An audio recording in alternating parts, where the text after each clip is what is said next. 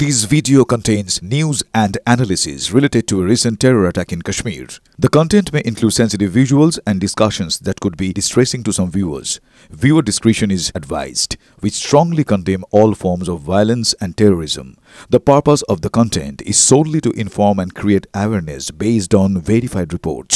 Top quality और consistent performance के लिए सिर्फ सिल्वर पंप नाम याद रखना। পাকিস্তানের ঘুমুড়ি অপারেশন সিঁদুর এখনো জারি। এবার সেনাবাহিনীকে জরুরি ভিত্তিক অস্ত্র কেনার ছাড়পত্র দিল কেন্দ্র।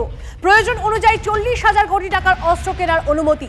দূরপাল্লার ক্ষেপণাস্ত্র থেকে ড্রোন বা ড্রোন বিধ্বংসী অস্ত্র এবার সরাসরি কিনতে পারবে সেনা। 40 দিনের মধ্যে বরাত দিয়ে 1 বছরের মধ্যে শেষ করতে হবে পুরো প্রক্রিয়া।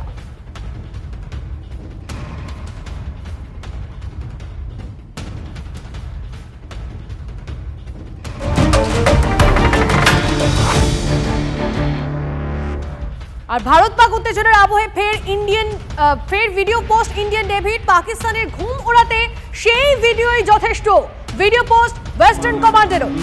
का मूल्य न पहचाना तो ले मैं भी अब जाता हूँ, अंतिम संकल्प सुनाता हूँ। याचना नहीं अब रण होगा, जीवन जय या भी मरण होगा।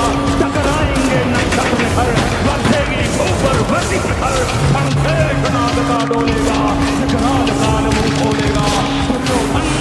ऐसा होगा फिर कभी नहीं जैसा होगा। भाई पर भाई लूटेंगे, फिगर लूटेंगे, सौभाग्य मनुष्य लूटेंगे और आखिर की ऊंचाई होगा, हिंसा का फैसला होगा।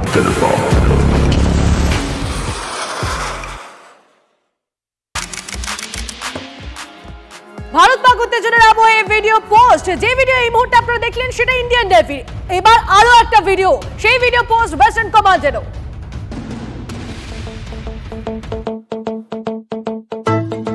ये शुरुआत पहलगाम आतंकवादी हमले से हुई। गुस्सा नहीं, लावा था दिमाग में, बस एक ही बात, अब की बार सबक ऐसा सिखाएंगे कि इनकी पीढ़ियां याद रखेंगी। ये बदले की भावना नहीं, ये न्याय था। 9 मई रात को तकरीबन 9 बजे जिस भी दुश्मन की पोस्ट ने युद्ध विराम का उल्लंघन किया, उन सभी पोस्टों को भारतीय सेना ने मिट्टी में मिला दिया। दुश्मन अपनी पोस्ट छोड़ भागता नजर आया। ऑप सिंदूर केवल एक कार्रवाई नहीं, पाकिस्तान के लिए वो सबक था जो उसने दशकों से नहीं सीखा।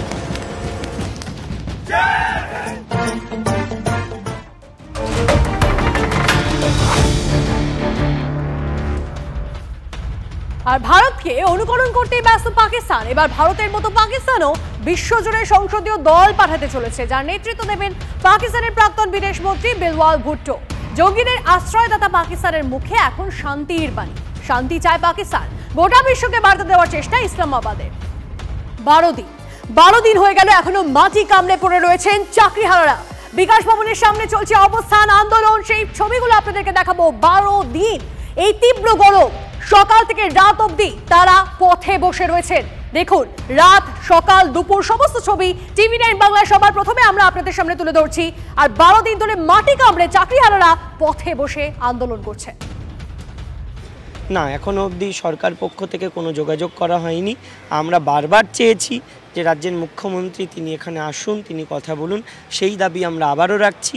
আমাদের শুধু একটাই দাবি সমস্ত রাজনৈতিক দলের কাছে, যে আপনারা আপনাদের মতো করে যা যা পদক্ষেপ নেওয়ার সেটা নেবেন, সেটা আমাদের কিভাবে ভালো হয় এবং শিক্ষা ব্যবস্থাটা এবং ভবিষ্যৎ প্রজন্ম যারা চাকরি প্রার্থী তাদের চাকরিটা কিভাবে সুনিশ্চিত হয় প্রতি বছর স্বচ্ছভাবে শূন্য পদে নিয়োগের মাধ্যমে, সেটা যেন সমস্ত রাজনৈতিক দল দেখে এবং তারা রাজনীতির ঊর্ধ্বে উঠে যেন এই ব্যবস্থাপনাটাকে, এই সিস্টেমটাকে কিভাবে বাঁচানো যায় সেটা দেখে। বিকাশ ভবনে টানা 12 দিন ধরে অবস্থানে চাকরিহারারা। আজ সকালেও সেখানেই দেখা মিলল যাদবপুরের এক বাসিন্দা অর্পিতা সেনগুপ্তের। চাকরি হারালেও কর্তব্যে অবিচল অর্পিতা সেনগুপ্ত। পূর্ব বর্ধমানের বড় বলরাম লাল বিহারী বিদ্যা মন্দিরের শিক্ষিকা, ভূগোল খাতা দেখছেন রাস্তায় বসে। বিকাশ ভবনে শিক্ষক শিক্ষিকারা অবস্থানে বসেছেন, রাত দিন তারা অবস্থান করছেন।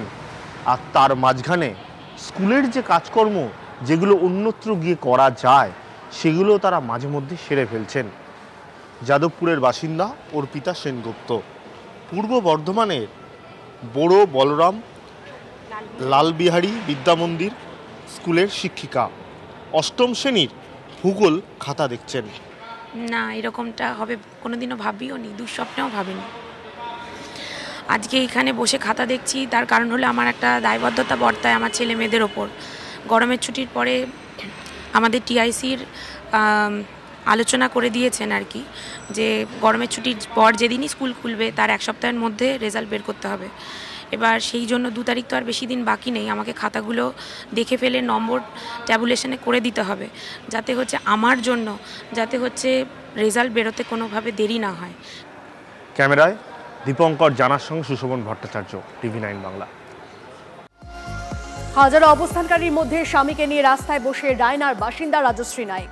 স্ত্রীর নার্ভের সমস্যা, তাই কাজ ছেড়ে স্ত্রীর পাশে বসেই দিন কাটাচ্ছেন স্বামী। 5 বছর বিয়ে হলেও এ যেন এক ভিন্ন অভিজ্ঞতা, বলছেন দম্পতি। ভবনের সামনে স্ত্রী আন্দোলন করছে, তাই স্বামী তার সঙ্গী। এখানে ইনি শিক্ষিকা আর ইনি হলেন তার স্বামী। আপনি কবে থেকে আন্দোলন করছেন, মানে কবে থেকে এখানে বসছেন, আর স্বামী কবে এলো? আমি তো যতবার আন্দোলন হয় ততবারই এসেছি। শারীরিক কন্ডিশন ভালো নয়, তার জন্য আমি প্রতিবার নাইট স্টে করতে পারি না। এর আগে ওই আচার্য সদনে ওখানে এসএসসি ভবনে ওখানে 2 রাত ছিলাম, আমার হাজব্যান্ডও ছিল। মানে রাত্রিরে আমি একা থাকার মতো শরীরের কন্ডিশন নেই আর কি, তার জন্যই হাজব্যান্ডকে বারবার আসতে হয়। এখন থাকবো, আজকে আছি, দেখি কদিন থাকা যায়।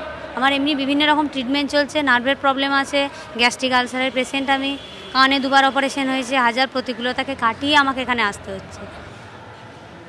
আমার স্ত্রীর জন্যই এখানে আমার আশা, কারণ ওকে তো একা ছেড়ে দেওয়া যায় না, আর একা সম্ভবও নয় সবসময়। ভারী ব্যাগ নিয়ে, ব্যাগের মধ্যে খাবার থাকে, জলের বোতল থাকে, সম্ভব নয় এইগুলো। তো সেই জন্যই আমাকে আসতে হচ্ছে এবং আসতে হবে।